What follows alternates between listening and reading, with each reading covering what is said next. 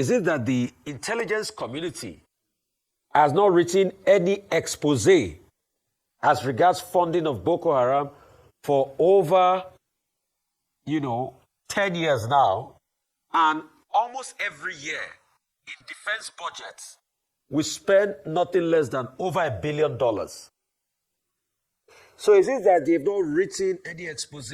There's been no intelligence finding, the NIA, the defense intelligence, the military intelligence, all of them put together. We just want empirical facts. Is it that none of them have facts on ground? Nobody has been able to plot this link. As someone said, right.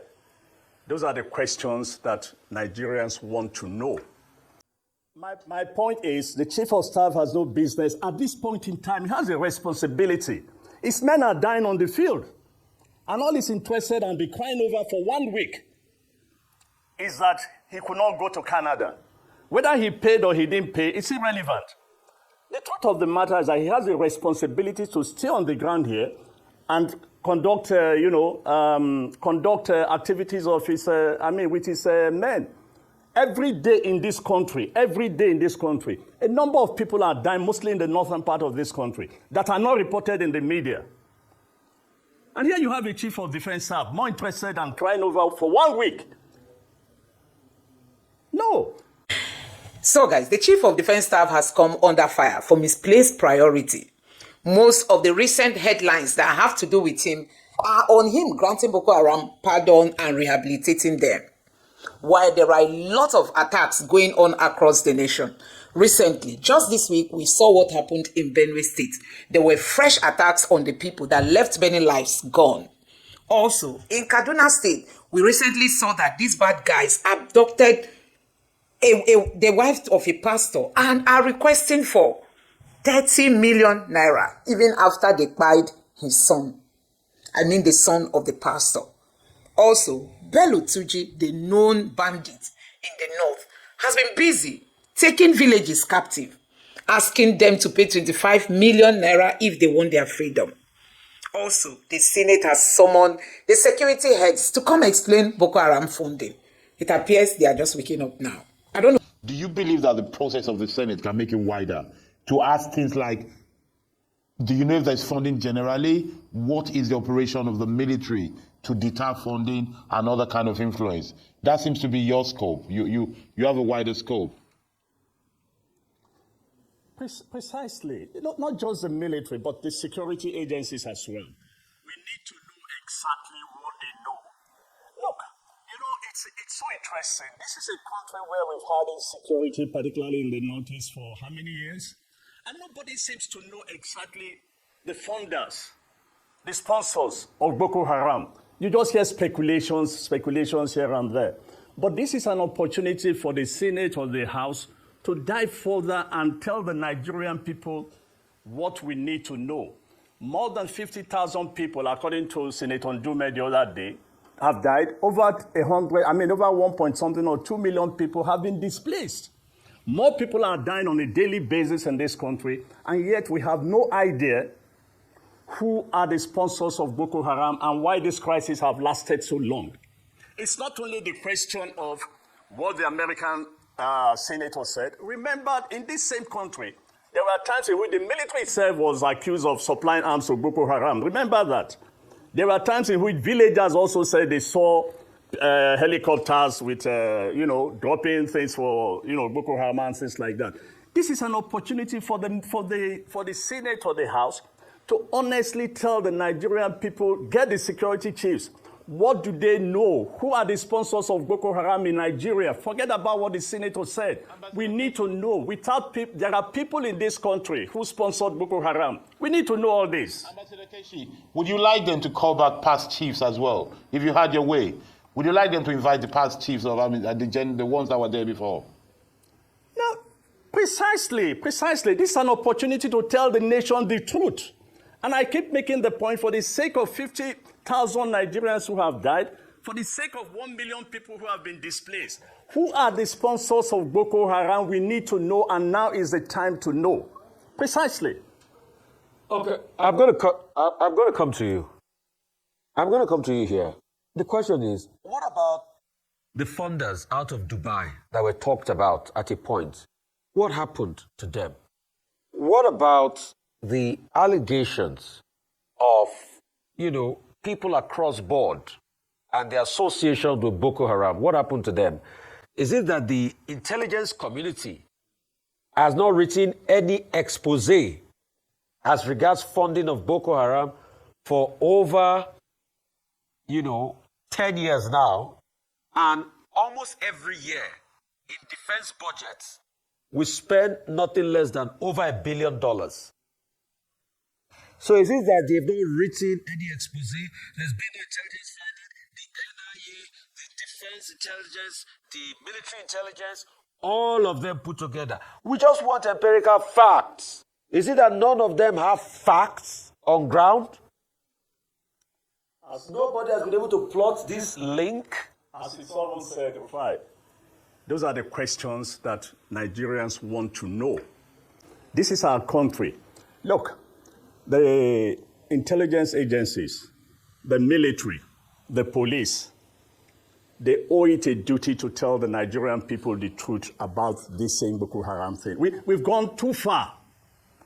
We are all focusing on what the senator said in the United States. Let's focus on what we need to know from our own people. What about the 6 people in Dubai? Precisely. What happened to What them? happened to them? That is the question. And this is why I'm appealing to the Senate or the House. For goodness sake, demand to see all the reports written by, it's your entitlement. Demand to see all the reports written by the security agency. They cannot deny you. You have the right to subpoena these documents. What about the allegations of the military diverting funds, some of them diverting funds, that were supposed to be used for this war against Boko Haram? Where did all of that go? Precisely. The former generals that were mentioned and all of that, what is happening? This is why I'm appealing again that we need to dive further into this. This country deserves to know the truth. Let's forget what the senator said. He just opened the Pandora box, and let's just open it wider. Let the military, the intelligence agencies, let them go before the Senate. Let the Senate or the House demand to see all security reports in the last 10 years. We need to know for the first time those who have endangered this country, those who have led to the death of 50,000 Nigerians, those who have led to the displacement of Nigerians, and those who have ensured that money for development has been used in persecuting on an ending war in this country. My point is, the Chief of Staff has no business. At this point in time, he has a responsibility. His men are dying on the field. And all he's interested and be crying over for 1 week is that he could not go to Canada. Whether he paid or he didn't pay, it's irrelevant. The truth of the matter is that he has a responsibility to stay on the ground here and conduct activities of his, with his men. Every day in this country, a number of people are dying, mostly in the northern part of this country, that are not reported in the media. Do you know how many Nigerians do not get visa when they apply and they lose money? There are hundreds of Nigerians who lose money every day to the British, to the American, to the Canadian, to the Chinese embassy, whose visas were rejected. Are they all over the media crying? For goodness sake, the Chief of Defense Staff should sit down at home and conduct, and ensure that this country is secured. Well, Ambassador, they're probably crying at home, not to the public, about their visas denied. But more importantly, other people do get visas. So I think the visa thing should be a private affair. I take your point that the priorities should be well set rather than talking on personal travel to see a game with all that is going on. But here's one thing I want to take. The mandate of the Senate to investigate this rumor, this accusation that comes out, you have made it broader than what it's about. Do you have faith that they can actually go beyond just knowing if they were funded or not? Because you seem to be talking about a general investigation, which, a lot of people applaud. But do you think that this call, do you have faith in that process? Do you have hope in it?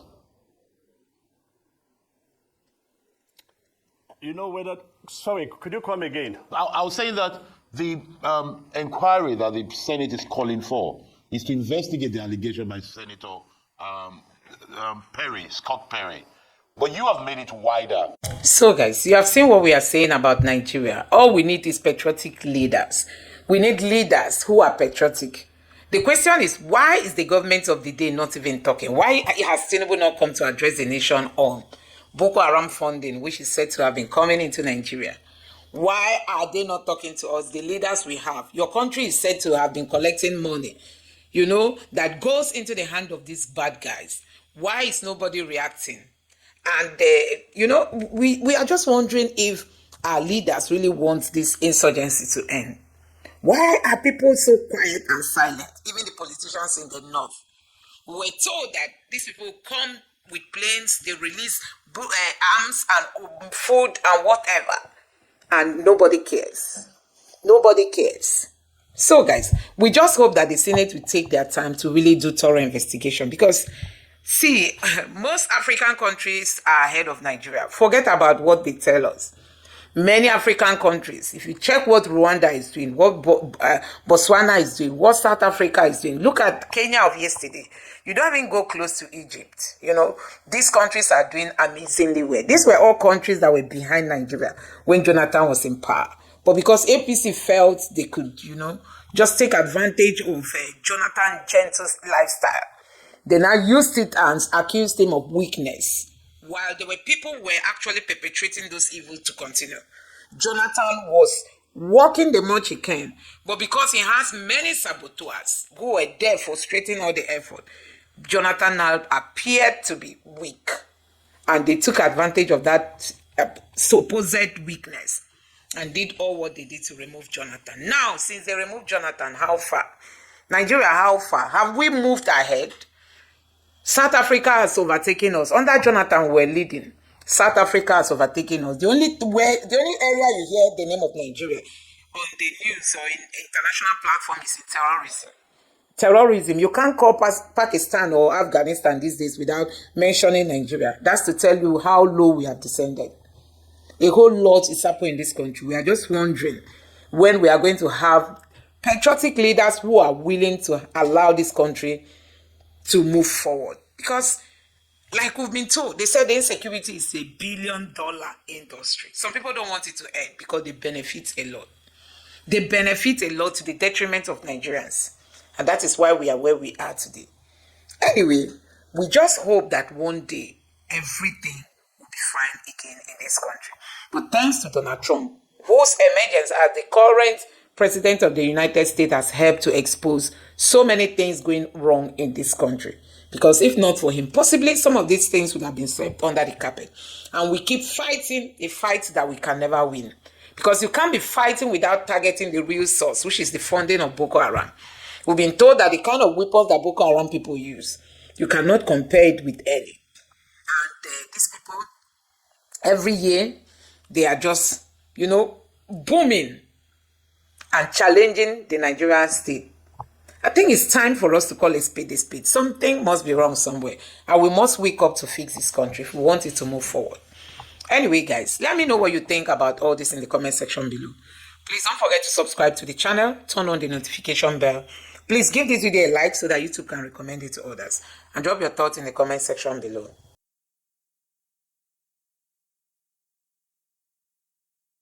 So guys, many Nigerians understand that what Trump has done for this country is Trump is like wakening Nigerians up, wakening our security agencies, the government of the day, even the citizens up, telling us that something has been wrong in this country. I mean, something has been wrong and nobody cared to understand it.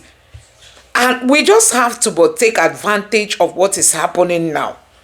We have to really take advantage of what is happening. They've given us a tip of the iceberg. It is in the hands of Nigerians to start digging deep to know. You need to see the kind of weapons these fighters of Boko Haram are flaunting.